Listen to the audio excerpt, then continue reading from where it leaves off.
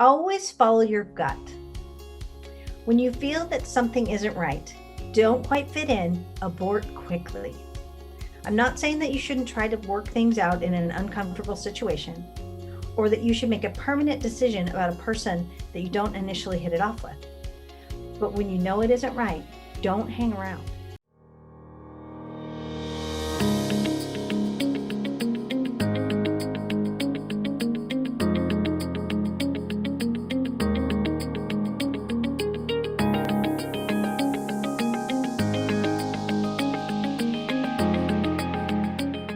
Hi, everyone. Welcome to another episode of Women Worldwide. Thank you so much for being here, for showing up. We appreciate you. Well, it's a new week, a lot of momentum, and of course, another guest who's here to share an incredible journey. Actually, she's coming back. She's an alum to the show and to give you some really good advice. So let's get right to it. Today's topic is breaking borders, right? So how much of your energy and momentum is defying expectations and taking you above and beyond? Are you creating those new adventures? Well, my guest today has a lot to talk about when it comes to breaking borders. Joining me on the show is Kate Eisler. And Kate, as I said, is coming back on Women Worldwide. Kate spent quite a bit of time in corporate America. She worked at Microsoft. She was a senior director of integrated global marketing for the Windows Business Group. And she made a pivot, the pivot to being an entrepreneur. She is the co-founder of an organization, Be Bold Now. And she is also the co-founder of a new an initiative that she's launched called the W Marketplace, which is an economic engine for women. Kate, one more fun fact about Kate is she is an author, and this is her brand new book that we're going to talk about, Breaking Borders, a remarkable story of adventure, family, and career success that defied all expectations. I've read the book. It's really good. So Kate, welcome. Welcome to Women Worldwide. Thank you so much. And it is such a pleasure to be back. I love it. No, I love having you back because it's so nice to have friends come back and share what's new and what's going on. And you certainly have a number of things going on in your world. And you know that I always like to say for anybody who's watching and listening, just to get a feel for, talk about that you were corporate America, now you're an entrepreneur, you've really created an economic engine for women. You've shifted to diversity, equality, inclusion, and belonging. How'd you make that pivot? How's it been? Well, I always thought of myself as a corporate person. And I did spend a couple different tours of duty, 20 years plus at corporate America. And I, traveled around the world and had that job and never thought of myself as an entrepreneur. And I left that job and it was time to go. It was past time to go. And I was terrified. And, I didn't come to entrepreneurship naturally. I didn't think. And so through that journey, I really, my identity is very much wrapped up in my professional life. So I was very much lost. And so when I started on my own and, what can I do? The first thing I did was really follow my passion. And it was to create a nonprofit organization, Be Bold Now, with a partner that we celebrated International Women's Day. And that was all fabulous. And then COVID hit. And we had to pivot again and figure out how do we support women beyond an event. And so the W Marketplace is an online values-driven platform for women merchants and professional services. And so it really, I have kind of had to get used to the fact that I am an entrepreneur. I have ideas. I want to follow it. I now have to embrace that terrifying term.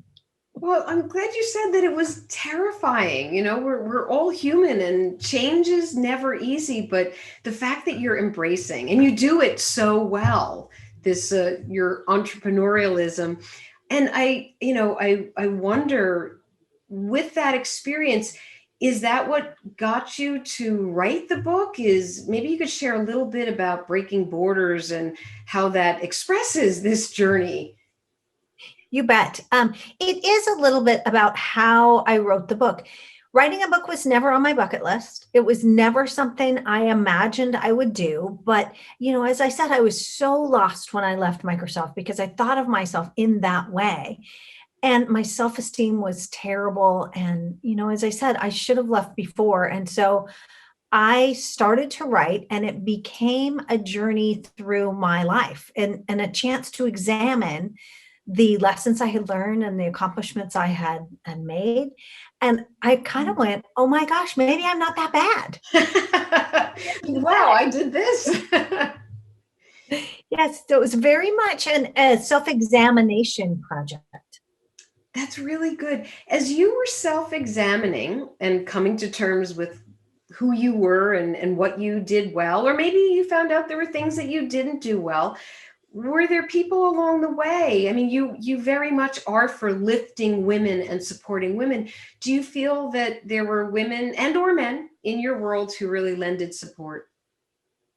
There were, and I think that, you hit on some really interesting things. Is I found through writing really the women who had influenced me.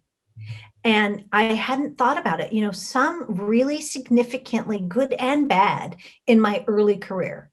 And as I began to write, really began to see the theme of this is what I want to do. I want to give that back. I want to be that person.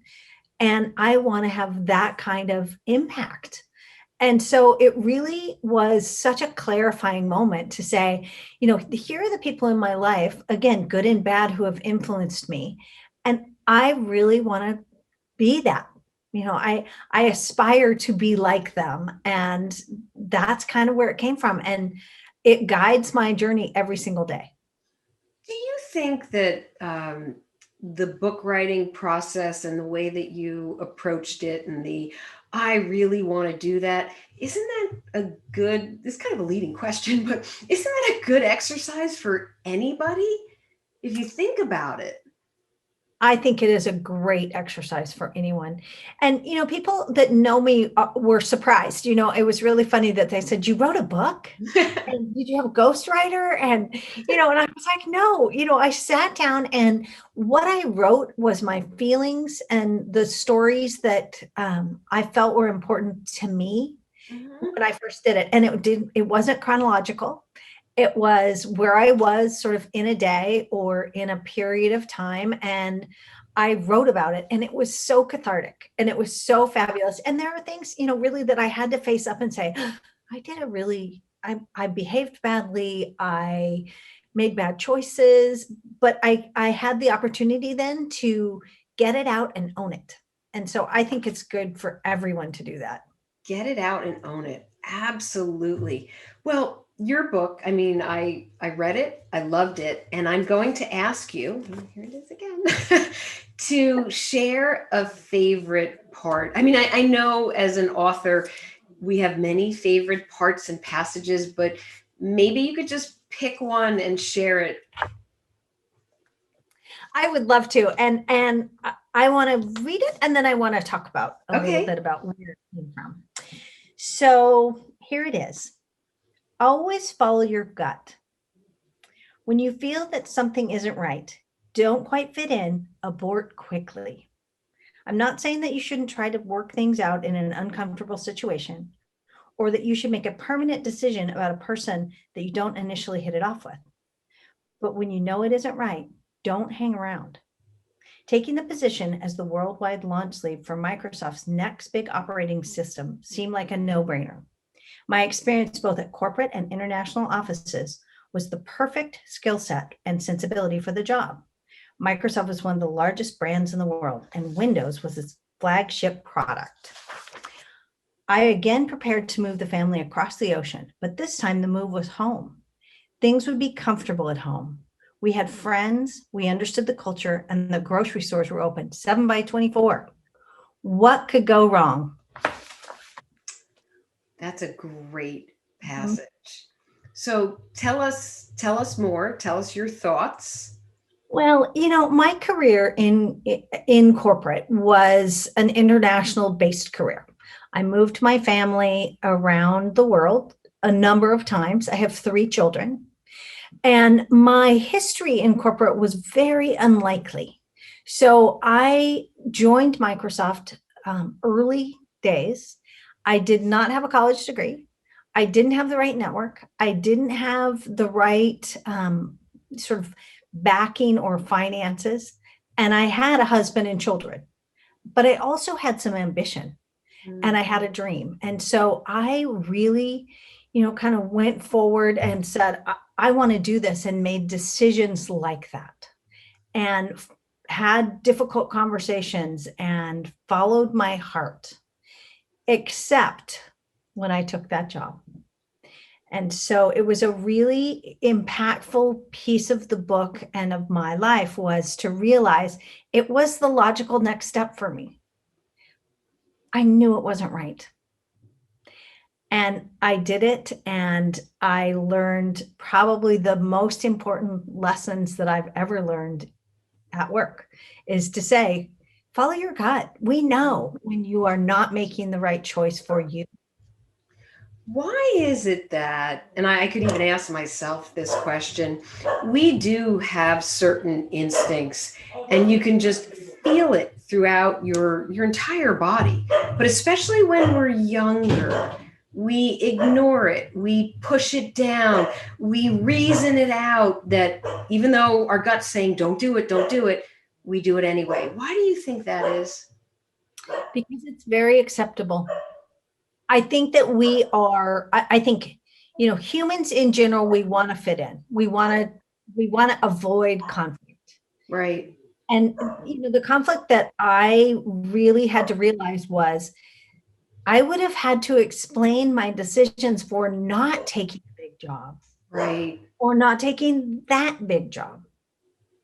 And I shrunk from it. I really did think, oh, and I have made bold moves, lots of other arenas. And at that point in time, I, just made the bad choice. And I really did. It was too hard to say no. Right. Well, you make a really good point when we start having to, it's almost like you're answering to what's around you rather than just answering on the inside. And once we learn that internally, our thought process and what is important and what is prioritized, because we have to be good to ourselves. Once we get that, the exterior isn't as strong of a focus, and we don't look for that to guide us. Internal first, and then maybe some external gut checks through networks, but it takes a long time. It does. And it takes courage. And I don't want to, I think that, I have been very fortunate in my life because I have summoned some courage occasionally and had difficult conversations. And when I say that, I think it is not difficult professional conversations, only personal conversations. Right. And I think people need to really recognize that those can be just as scary. Telling your partner, I want to make a left turn. Right. And that's the closest person to you. And it's oftentimes the hardest conversation to have. Absolutely. Because if anybody's going to give you a check, it's going to be the person next to you, whether Right? you want to hear it or not. And maybe it's Right? in line with what you're thinking. But boy, I know that I have a husband who certainly will, bring his thoughts, his feelings, his passion to the table. So Yeah. that's really interesting. Mhm. Well, so you certainly have had aha moments. That was a moment. Anything else stand out to you as a maybe even more recently with the launch of the W Marketplace? Any aha moments as an entrepreneur? Yes. Okay. So when I think about, the scary entrepreneur term, and I am very driven to, do it and do it right now. I have no patience for wait and see how it goes. It's a good quality though. Well, sometimes, and sometimes I would say my number one lesson that I have learned of my entrepreneurial experience, which has been now really for the last 6 years, I've been doing startups, is your partner means everything. And so I am very fortunate with Be Bold to have an amazing partner and the W Marketplace. That's I great. ran a startup right after I left Microsoft that I did not have a partner. I was hired by the board and investors, and I was terrible at it because I didn't have someone to complement me and someone who offers different skills and different perspective. And so the biggest aha moment and the biggest reason I think that we are seeing success with these two organizations is that there is a partnership that is complementary. We have, so the W Marketplace, we started out the end of September. In the little over 5 months that we have been open to shoppers, we have grown 3,000% in terms of product. Oh, wow. It's crazy. So we have over 300 women's merchants and service providers and nonprofit organizations on the site. We offer Congratulations. I'm floored. That's amazing. it's crazy. We have over 2,000 products and services that women are selling and actually earning income from, which is the key. And I have in my co-founder a person who has a completely different skill set than me, and helps to grow our team and balance my drive and my enthusiasm sometimes, because sometimes I need to be checked and to say, hold on just a minute. She's pulling your feet back to the ground. Yeah, she's like, we need to walk 3 steps before we jump off that cliff. I'm like, oh, let's go. But it is such and that is the biggest aha moment that I have. And it's also I think that this is business maturity, the ability to listen.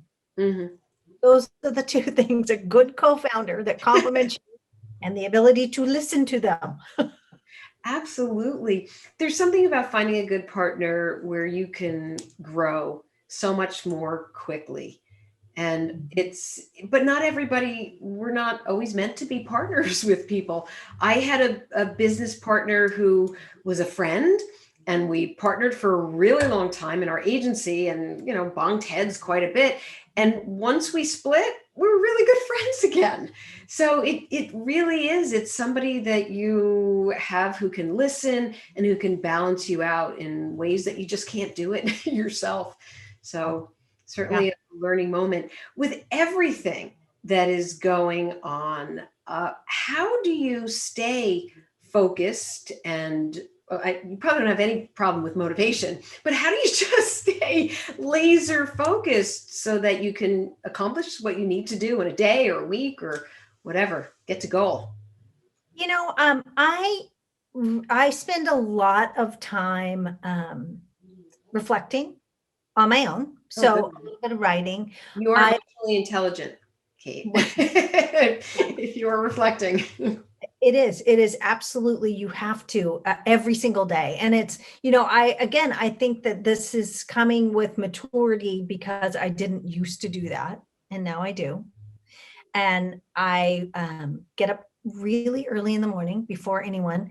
And I loved going to the gym or running. And now I have, the obligatory weights in my basement that and if it's not terrible weather, I run outside, and it's just a moment, that I can kind of pull myself together. Yeah. And I value that. And I think that space, the deadlines and the pressures that we put on ourselves to finish this by 10 o'clock or this by 9 o'clock. I think you need to just say, here's what I'm going to do. I have a new rule with my phone because we do business all over the country. I will not answer my phone or text or anything till after 8 o'clock. That's good. Yeah, creating those boundaries are so important. Whether it's your phone, when you're going to get on your laptop, it matters that maybe during dinner, there's no technology, whatever it takes, or when you eat, not paying attention to your technology. I think that helps. Do you feel like some of the things that the ways that you're setting boundaries, or you mentioned the gym, but now the free weights in your home, does that help combat any stress that you experience as an entrepreneur? Absolutely, it does. It is for me a way to use a bunch of my energy out early in the morning. And it keeps me through the day. I really realized by about noon, if I have not worked out, if I've made that choice to say, oh, let's just stay in bed just a little longer this morning and read or do something, I just, my focus isn't there, my Yeah. energy isn't there, and I just don't feel right. That makes sense. If I don't meditate in the morning, because I meditate 45 minutes every morning, if I don't do that, if it's a crazy morning for whatever reason, and even if I do it later in the day, it's still not the same. Something is different. So I can completely relate to that. What are you doing in terms of, so now I know it's COVID. Did that, other than the free weights in the gym, did that affect the way that you work with your partner on the build out of the marketplace? How has that affected you guys in terms of your launch? Or maybe not. Well, here's the thing I always think. We've never launched any other way. Hmm. I have not seen her in person since October. Oh my goodness. And she lives about 15 miles from me. So not a tremendous amount Yeah, away. you're not that far away. No. And we have a team of 7 people. And so we have 4 of us in Washington and 3 in California, some in Southern, some in Northern. But we have not gotten together. We are a Zoom family. I was going to say, Um, assuming. yeah, we are absolutely a Zoom family. But, so I don't know how that would be. I do know that we just, the Be Bold Now organization, we just hosted our 6th annual International Women's Day event. And That's it's terrific. on YouTube. Yep, it's live on YouTube, and so people can watch it. Oh, everybody should check that out. They should. Very And inspiring. it was fun, but it was so hard because that is a group of individuals that we rally around every single year, and we have a live event, and the energy and the emotion and energy that we get from that. Oh, in person, the live In- event in person. Yeah. And so this year we did it in a studio, and it was very well produced, and I was thrilled with the people who helped us produce it. But it was so difficult. And so that was where I saw the contrast. It was just, we finished it, and we had, the advantage of speakers from all over the country. And in fact, we had a speaker from Colombia who was phenomenal. We had audience joining us and on the chat, and, from all over the country, which is fabulous because we were more accessible and calling attention to the great things that women are doing in spite of the difficulties right now. But gosh, it was hard. It was just, Yes, it's different. It's definitely different. And I know this is a thing, Zoom fatigue, this online video, whether you're planning an event or you're just chatting with your teams, it is a little bit tiresome. But I think we're looking forward. It appears that vaccines are getting out there, and I mean, I can't make a prediction on when, but gosh, Kate, I hope I see you soon. me too.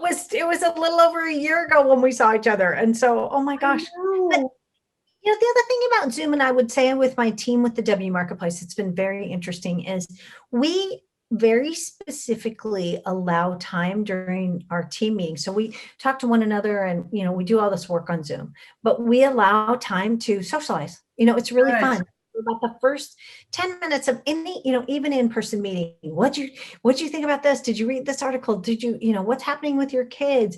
Those sorts of engagements. And we have been, my co-founder Susan and I have been very deliberate about the water cooler type discussions. Very human. You have to maintain your human and be real. Mhm. And not be so regimented on, Mhm. with, well, we've got to get this done and get off Zoom. It's like, let's just take a minute. And I think it's somewhere between the happy hour and the work, because those things happen. That's normal socialization. And so, don't get me started on going back to normal, because I have in no way, shape, or form want to get back to normal. And that's a whole nother discussion. I think we have an opportunity to recreate normal. A better, right? A better path, a new normal. I'm Yep. with you. I can't even believe that I'm going to ask you for the parting advice. So we're in the home stretch, Kate. Maybe you could share some parting advice with women worldwide about how they can break borders. Absolutely. And I said it early on, and I think it's so true. I believe that women spend a lot of time self-selecting out. We decide that we don't have the right qualifications and the right education and the right network, or that too many people depend on us because we have a family and we have children and responsibilities. And we sacrifice what we really want. And so, my advice is find something that inspires you or that you're passionate about, and try it. I tried it. I had the difficult conversations and I said, gosh, I have all these things and I don't have all those things. But I have a dream. And I saw myself, I was like, gosh, I want this global career and I want to achieve these things in my life. And so here I go. And I think that people can do that. I don't think it's easy, so I don't want to gloss over that, because I had starts and stops and backwards and forwards movement in my career, in my Ups life. and downs, highs and lows.